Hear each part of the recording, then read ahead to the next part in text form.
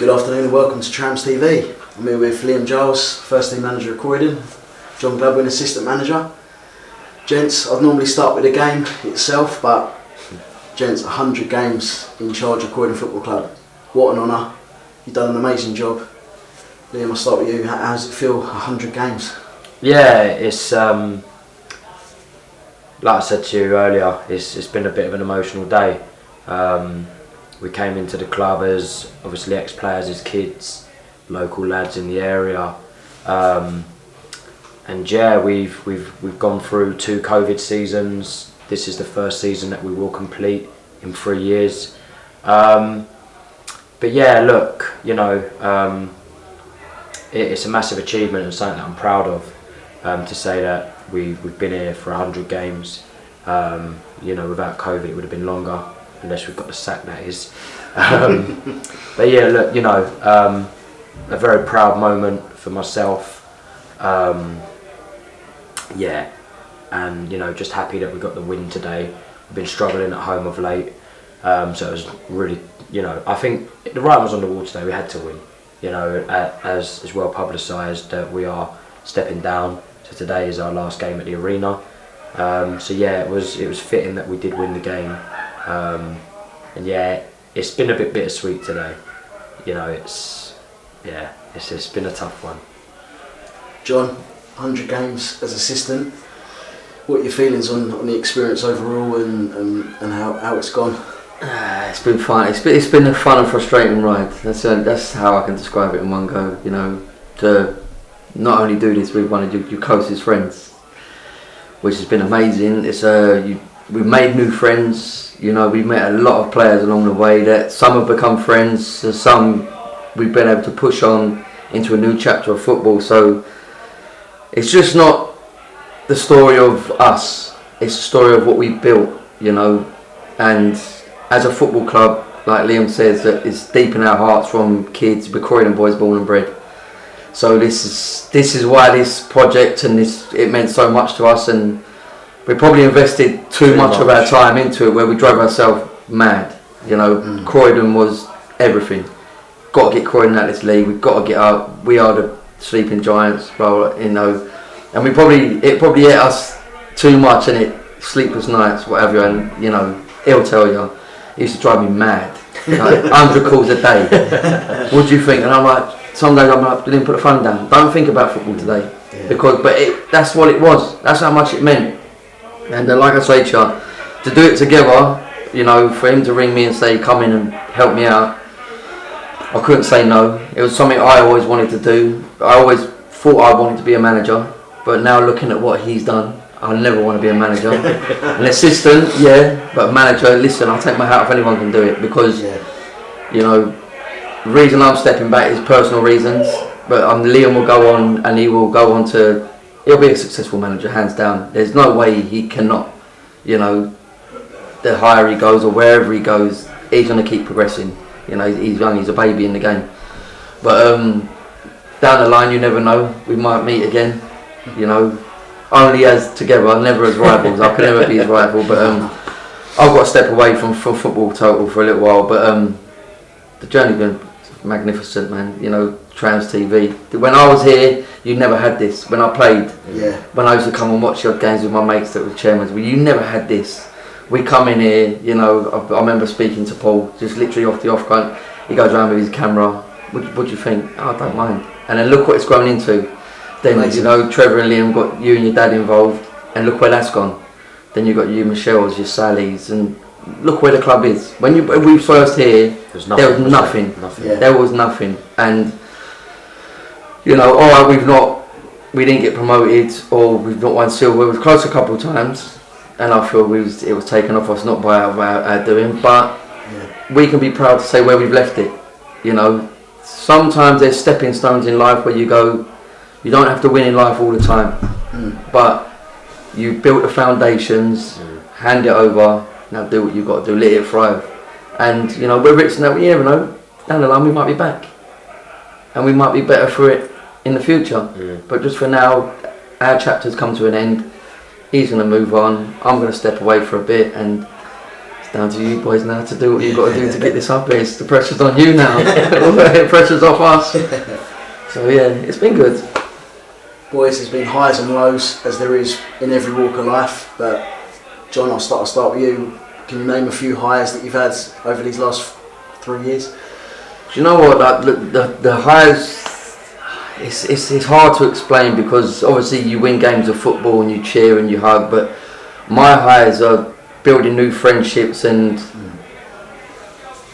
establishing what we wanted to, and that was getting this club back to where it wanted to be. Alright, it's not in the league we want it to be, but it's in a healthy place. And to do that with what I call family, that is the biggest high. You can't beat that high. Football's hooray 1 minute, then you're down here the next minute. So that's just general highs and lows. But yeah, that's I can't really talk on lows because it, like I always say to him, you don't lose, you learn. Yeah. So them games that we think were low points or whatever, no, that's a learning curve because we're young. Yeah. We're learning our trade as managers, as you know. We got to take care of a lot of young men, and that's hard. That's very hard. So my highs in it is what the club's where it's at now, and doing it with your family. So that's all I can say. I don't want to talk on any lows because we're on a high now, and you know we're here, we're moving on, and the club's where it needs to be, and with friends, family. That's all I can say. That's the only thing for me. It's a high. There's no lows. No lows. And Liam, talking of highs, we got Andy Somo here today. He's on loan from Tunbridge Angels to Chipstead. What a player, and he's someone you guys have brought through the ranks and have really supported, and there must be a proud moment. Yeah, 100%. You know, for me, Andy, when I come across Andy, he wasn't playing football. You know, he was in a bit of a bad place. And you know, we gave him the love that he needed. His debut, he scored a hat-trick against Rochester. And yeah, he just didn't stop from then. You know, I think I've become like his second father, to be honest. You know, Dad, can I borrow some money? And what about? Jokes aside, you know, he's a superb lad, and he's somebody that, when I say, you know, he's a young player, but he is somebody that I will always look out for, and I will class him as a friend. You know, he rings me up generally now just to ask how my family are. He'll FaceTime me every time he scores. He rings me, and you know, I actually spoke with Tunbridge. We played them here in a friendly through a guy, Chris Y, who I go way back with, was at Tunbridge at the time, and got the friendly on, and Andy done pretty well. And I asked them during COVID, they had to furlough their squad, so I asked them whether Andy could come in. They agreed, and he signed papers the night they then scrapped and null and voided the Conference South. So they invited him back pre-season. You know, he worked hard. Ultimately, from step 6 to step 2 is a huge jump. They sent him to Chipstead, and the rest is history. He's won Players' Player, Manager's Player, and top goal scorer this year. And ultimately, he's come from step 6, and you know, he gave me a second year. I think last season, if it had continued, we would have been a real force. He was 10 and 11. And yeah, you know, he's been superb. Pingling, you know, another one. He obviously, I've known him since he was 15. Dropped out the pro game, played Ryman Prem. You know, wasn't playing football. Got him back playing. You know, and the rest is history. Look at him this season. He come in initially. You know, didn't work out. Sent him to Hawley Town for a new environment, and I thought that's what he needed. Come back to us this year, as fit as anything, winning the bleep test, and he must have lost 3 stone.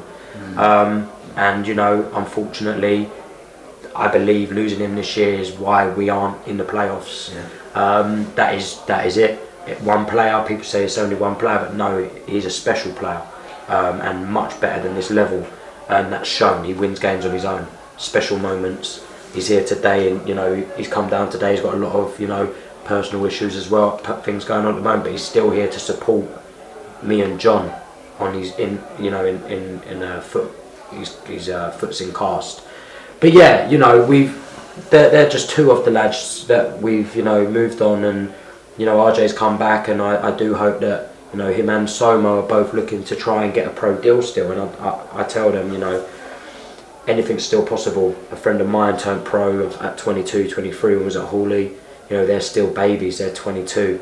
You know, and they're great footballers, and, you know, I wish them all the best. But going on my high points, John spoke about everything there. When we came in, it was about building a family, getting the supporters and the players and the management together. The coach trips away have been amazing. You know, dancing on the coach, drinking, getting drunk all together, players, management, fans, you know, committee, everyone together. And it's, you know, it's been what we wanted to do, because Croydon is a family club. When I was here as a kid, this place was rammed. You know, I played here from under sixes to, you know, back until 15s, and then come back at 18. So, you know, that's what we wanted to do, and I feel we've achieved that, and that's the biggest success story for us. And on the pitch, I think my favourite moment will have to be the 4-3 win at the NSC against Athletic Newham. I was suspended that day. This man took over, and why are you laughing? Suspended. Who, me? Anyway, yeah. So what a game! Wow. Yeah, you know, being 3-0 down with 20 minutes to go. Yeah, it was amazing. And I remember when we've equalised and they scored. It got disallowed, and Lee Allen's playing a long ball forward. Kieran Diaz flicked it on, and Smithy's lobbed the keeper. And me and Smithy had a few words, and I dropped him, I think, previous weeks. So he's headed straight over to me in the stand, and it's just gone mental. The carnage, you know. I think we had a massive crowd there that day. The music, it was what a day, you know. And that will stick with me forever. The National Sports Centre, Croydon FC, you know, in front of a massive crowd. I think you know, it said, I think there was 250 plus, but it felt like there was more. You know, I think that's probably paying customers. And the roar when that fourth goal went in, you know, it gave me goosebumps. And yeah, you know, people have said to me in the past, don't celebrate your highs too high and don't celebrate your lows too low. But to me, he'll tell you there's no such thing. If we get beat, that's me for the week. And it just means too much. And John made a comment earlier when he said about perhaps we were too invested and we cared too much, and I think that is genuine. And I think that we expect everybody else to have our commitment and our love and passion and desire. And ultimately, I think if they did, you know, we probably wouldn't lose a game. And you know, that's not me trying to be big-headed about, but we care, and we care too much. And that's probably been one of our biggest criticisms, really, and one of our weaknesses, because, you know, in moments in games, because it matters so much to us, you know, we are seeing things clearly, you know, we're reacting, we're so animated, and we're in the moment with the boys, kicking every ball, heading every ball, you know. But look, like John said, I won't waffle on too much, but it's been amazing. It's been a great ride. It's been bloody stressful. You know, someone said to me in one of the photos, Giles, you used to have hair, you know, and you know, 3 years at Croydon, you know, it's just about holding on. But you know, it's been a great ride, and like John said, met so many fantastic people, and you know, in there today, oh please just stay, you know, the supporters, we know they're behind us and they always have been, and I want to thank them immensely for that. Everyone behind the scenes, you know, Paul, Nilu, yourself, Liam, Sunil with the Trams TV, there's too many people to name, you know. Andy's there every week doing the team sheet, and yeah, we are where we are, you know. It's a new, as John said, a new chapter. He's like my right arm, so wherever I go next year will be tough in that respect, because, you know, he's always been my go-to man. Even this year when John had to have a bit of time out, it was tough. Even though I had others around me, you know, like he said, he's my best mate, so it's not just football. But yeah, you know, we'll see where we go, and hopefully, you never know, in a few years there may be a return to the club. We'll see. I'm sure the fans hope so, guys, and I've got to say, what a turnout today. I think it might have been our highest attendance actually today.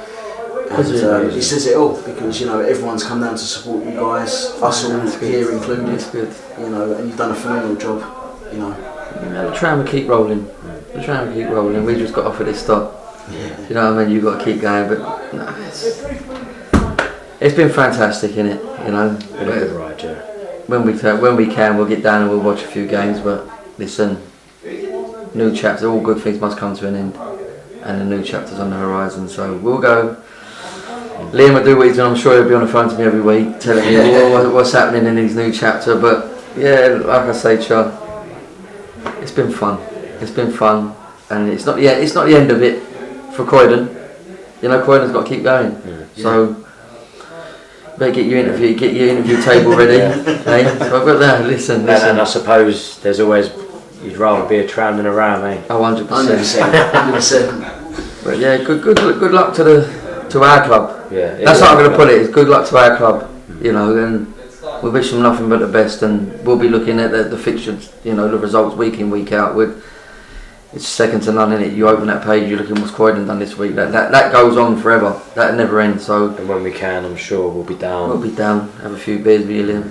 You know what I mean? And not have to have the pressure of being on the sideline, pulling our hair out, literally. One good thing is what I've enjoyed as well. On top of it, just quickly get this out of the way, is like you said, we'll talk about RJ and Somo. It's you're watching kids grow into men. You know, and like even like this season, we've had like young Aaron Reba. You know, we had him at 17 years of age. We've seen him on his 18th birthday. You know, it was about, I think it was on the coach journey back from somewhere, was able to give me his first alcoholic beverage. And you know, so but he's going to grow into a man, and you know, to see him, you know, how many people took a punt on a 16, 17-year-old kid and say, we're going to play you week in, week out in one of the hardest divisions, levels of football you can come into, because coming out of a schooled way of playing football, like coming out of academy style of football, and then playing to this, you go and lead away and you're pumping the ball and the wind's taking X, Y, Z. He didn't have a clue what was going on at the beginning. But the progression of everyone, these young kids, you know, amazing, isn't it? Boys to men, as they say. And like he says, there's always a chance that one of them can go pro. You know, we've had Mo Dabo constantly telling us, Liam, I'm still going pro. Still tell you that now. You know, he's knocking on 30. They'll hate me for that, won't they? But no, listen. But it's the belief, and we will back them all the way. We will if you get the chance. You know, like Liam has, he's sent players Tunbridge. He's asked clubs to take this on. RJ at Hawley, go here and progress. But if it don't work out for you, the door is always open. So yeah, so that's another fun part. Is seeing boys grow into men and progressing in football. So. Yeah, and just to end on that, like even today, seeing, you know, Josh Owen been with us on and off like throughout. You know, we had a bit of a bust up a few weeks ago. He's here today for the last game, supporting. Says it all. You know, cuddling me in there and saying, you know, he wishes me the best and, you know, all the rest of it. Andy Somo's played today, scored against SCR, and he's in our clubhouse, coming to see us. You know, and that says a lot. RJ again.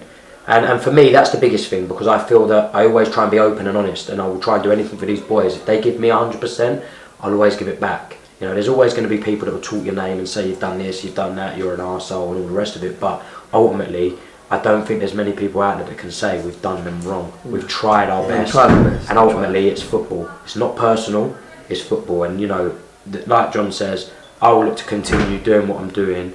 And you know, I love this club, and the toughest thing is I just can't do another year at Step 6. If we've been promoted, I'll be going nowhere, you know, but I want to go and explore. I feel that, like I said before, my professionalism deserves to be at a higher level, and, you know, we'll see what comes, but, you know, hopefully one day when the club's in a different situation, we will return, and I'm sure this man would return once the time's right, and, you know, that's the day that I do look forward to. Liam, John, I've got to say this on a personal level and on behalf of everyone at Croydon. Thank you guys so much for what you've done. It's been an incredible journey the last few years, and this is your club and you'll always be welcome back. The bar's always open, guys. Thank you so much. Liam and John, thank you. Thanks, mate. Appreciate that. Cool.